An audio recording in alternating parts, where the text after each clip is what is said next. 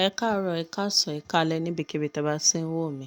Ẹ káàbọ̀ sórí channel Mummy AJ TV. If you never come across channel mi for the first time, ẹ jẹ́ bá mi subscribe, ẹ bá mi like, ẹ bá mi comment, ẹ bá mi share. Ẹ̀yin tèmi, mo lérò pé ẹ ti wo Love Me, produced by Fisayo Àbẹ̀bí. Ẹ̀yin tèmi, mo fẹ́ kẹ́ lọ wo eré yìí. Eré yìí ó kọ́ wa ní ọ̀pọ̀lọpọ̀ ẹ̀kọ́. Ẹ máa rí Àbẹ̀bí nínú eré yìí, ẹ máa rí Joe Black, ẹ máa rí Bro Jacob, oríṣiríṣi àwọn òṣèré lẹ máa rí nínú eré Love Me produced by Fisayo Àbẹ̀bí. Ipa wo ni Fisayo kó nínú eré Love Me? Ipa tó kó ni pé ó kó ipa ọmọ tó jẹ́ pé ó ní ìyá àti bàbá, but òun nìkan ni ìyá àti bàbá ẹ̀ ní. Àmọ́ àwọn òbí tó bí wọ́n jẹ́ òbí tó jẹ́ pé wọn ò ráyè tọ́mọ. Nǹkan tí wọ́n wà after ni business, but anything tí ọmọ yẹn bá béèrè lọ́wọ́ ẹ̀ ni wọ́n máa ń ṣe fún un. But wọn ò ráyè láti mọ how far, wọn ò tiẹ̀ bìkítà, but tó bá jẹ́ nípa ti owó ni, wọ́n ń fún un lówó. Ẹ wo ibi tí ó ti ń sọ fún àwọn òbí ẹ̀ nípa result tó ní school, táwọn òbí ẹ̀ tí wọ́n ṣẹ̀ neglect ẹ̀, tí wọ́n sọ pé okay pé wọ́n ti gbọ́. As in wọn ò ráyè kán travel lọ lénìí, kán travel lọ́la, kán ṣá máa travel all over the state ní tiwọn. Àmọ́ wọ́n ní cook kan, which is Mr. Kọ́lá nínú ilé yẹn. Mr. Kọ́lá yẹn, òun ló ń ṣe responsibility òbí lórí Àbẹ̀bí.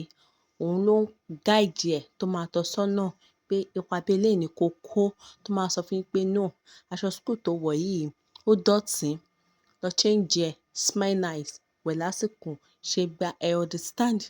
Ipa tó yẹ kí òbí ṣe lórí ọmọ, òun ni Mr. Kọ́lá ń ṣe, which is cook wọn tó ń ṣe lórí Àbẹ̀bí. Ipa wo ni Joe Black kó nínú eré yìí? Ipa tí Joe Black kó nínú eré yìí ni ó kó ipa boyfriend, tó jẹ́ pé ó jẹ́ boyfriend Àbẹ̀bí nínú eré yìí. Wọ́n àti Àbẹ̀bí wọ́n lọ sí the same secondary school.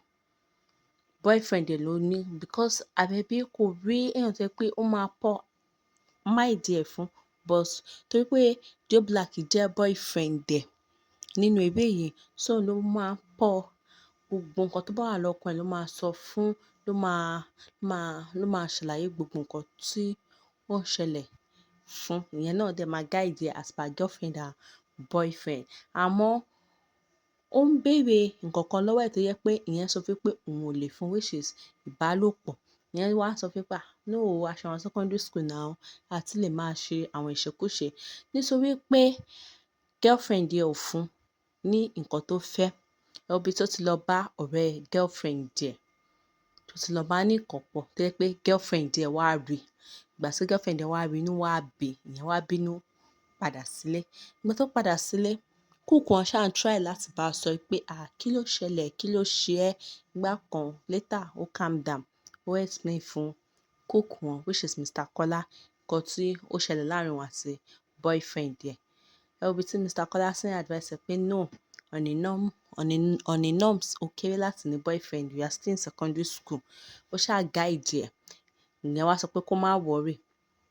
Ẹ wo ibi tó ti ń kọ́ ní, tó ti ń tutor ẹ̀, ibi tó ti ń ṣe àwọn extra lesson fún, tó ń kọ́ bó ṣe máa fọṣọ, bó ṣe máa dáná, wípé at least as a lady, you have to know how to do one or two things by yourself. So ibi tó ti ń kọ́, tó ti ń ṣe gbogbo ẹ̀. Ẹ wá wo ibi tó ti dáná, tó jẹ́ pé ó serve àwọn parents ẹ̀, táwọn parents ẹ̀ gan tó ń jẹ oúnjẹ yẹn. Tó jẹ́ pé daddy wá béèrè pé Mr. Kọ́lá, ẹ̀yin kọ́ lẹ ṣe oúnjẹ yìí? Tó wá sọ pé no, ọmọ yín ló sè é. As in inú daddy ẹ̀ dùn, but inú ìyá ẹ̀ ò dùn torí pé ó ń rò pé ṣé òun ò kọ́ ọmọ òun ni? Ẹ get? Ẹ̀yin tèmi, mo fẹ́ kí ẹ lọ wo eré yìí.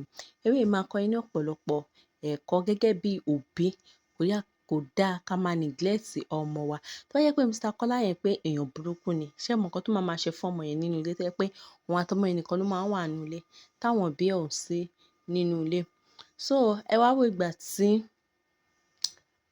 Àbẹ̀bí wá gain admission sí university, tó jẹ́ pé So gbogbo nǹkan tí Mr. Kọ́lá ti ń ṣe fún yẹn, Àbẹ̀bí ti ń ní interest nínú Mr. Kọ́lá tó jẹ́ pé ó ti ń like Mr. Kọ́lá, ó ti ń fall in love. So Àbẹ̀bí ṣá gain admission, ó lọ sí university after 2 years tó wálé fún holiday. So ó ti wá ń show love yẹn fún Mr.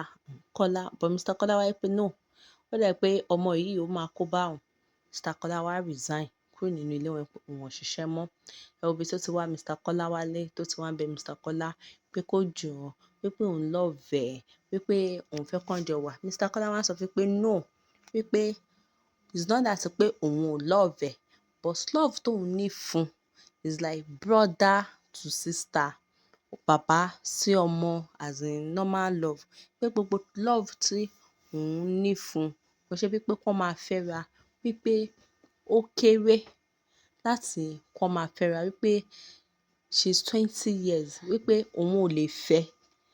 Ẹ wo ibi tó ti ń bẹ Mr. Kọ́lá, tó ṣáà ti ń sọ fún pé gbogbo nǹkan tó ṣe nínú ayé òun, wípé òun wish láti pay ẹ̀ back.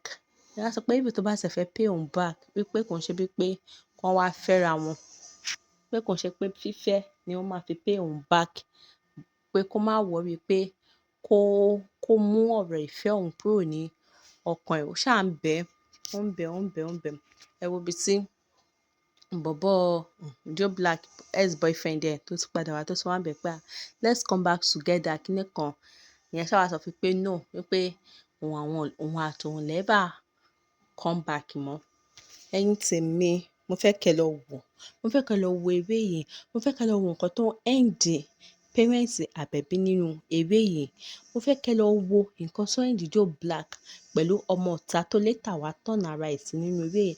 Mo fẹ́ kẹ́ kẹ́ lọ wo nǹkan tó end Àbẹ̀bí nínú eré, maybe ó later fẹ́ Mr. Kọ́lá àbí kò later fẹ́ Mr. Kọ́lá. Ẹ̀yin tèmi, mo fẹ́ kẹ́ lọ wò. Ẹ̀yin tí bá ṣẹ̀ ń rí fídíò mi for the first time, ẹ jọ̀ọ́ ẹ má gbàgbé láti subscribe, láti share, láti comment. Thank you guys. See you guys in my next video. Bye.